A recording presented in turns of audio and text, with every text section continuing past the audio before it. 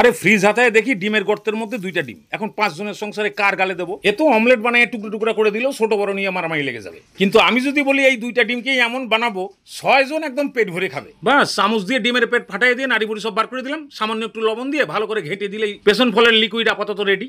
এবারে 200 গ্রাম মুসুরির ডালকে ভালো করে চটকিয়ে একটু স্নান করাই দিই। আরে দোকানদারের বস্তার উপরে বসে কত রকমের সেন্টেজ যে হাওয়া ছাড়িছে তার ঠিক নাই। আরে 3-4 বার ভালো করে না ধুলে রেসিপির টেস্টও আলাদা হয়ে যেতে পারে, সেই দোষ আবার আমার ঘরে চাপাই দিয়েন না। এবারে 1 মুঠ পেঁয়াজ কুচি, 3-4টে পেট ছাড়া কাঁচামরিচ, আন্দাজ বুঝে লবণ, হাফ চামচ হলুদ, হাফ চামচ গরম মশলা আর 3-4 চামচ সরষের তেল দিয়ে ভালো করে এটা চটকায় মাখায় দেন।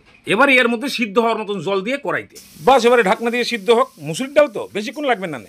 ও কেলা টমেটো কাটিয়ে রেখেছিলাম, দিতেই ভুলে গেছি। ঠিক এরকম টাইপের সিদ্ধ হলে ওই যে 2টো পেছন ফল ফাটাই রেখেছিলেন তার ভুজিয়া গুজিয়া মুড়ি ঝুরি যা হোক মানে ঠিক এরকম টাইপের বানাইয়া ডালের মধ্যে দিয়ে দেন। বাস এবার একটা জাঁতলেল মার্কা ফোড়ন মারে দেন। ডাল ডিম ভাবতে ভাবতেই কমায় চলে যাবে। আমাদেরকে নিয়ে কি তরকারি হচ্ছে রে ভাই? 3টে মতন শুকনো ঝাল, রসুন কুচি 1 চামচ, সামান্য একটুখানি জিরে আর 1 মুঠখানি পেঁয়াজ কুচি একদম লাল লাল করে ভেজে নিয়েই ডালে এবারে একদম ভালো করে মিশাই দেন। ডাল ডিমের মজায় মজায় এই সেন্ট ঢুকে যাবে 2 মিনিট ঢাকনা দিয়ে রাখলে। বাস আর দেরি নাই করে গরম গরম চালান করে দেন ভাত পাতে। ও মারাত্মক সেন্ট বাইরেছে রে ভাই, তার সঙ্গে আবার এরকম লম্বা লম্বা কুরমুড়া আলু ভাজা, হাত পুড়ে ঠোসকা পড়ে গেলেও গরম গরম খাবো। কি মারাত্মক স্বাদ হয়েছে রে ভাই, মুখে ডিম পড়তেছে, আলু ভাজা পড়তেছে, উড়িয়ে বাপ রে বাপ, ভয় লাগতেছে আমি আবার স্বাদের ছোট না কমায় চলে যাই। ঠিক আছে বানায় খায়েন, কিন্তু হেভি লাগবো। চললাম।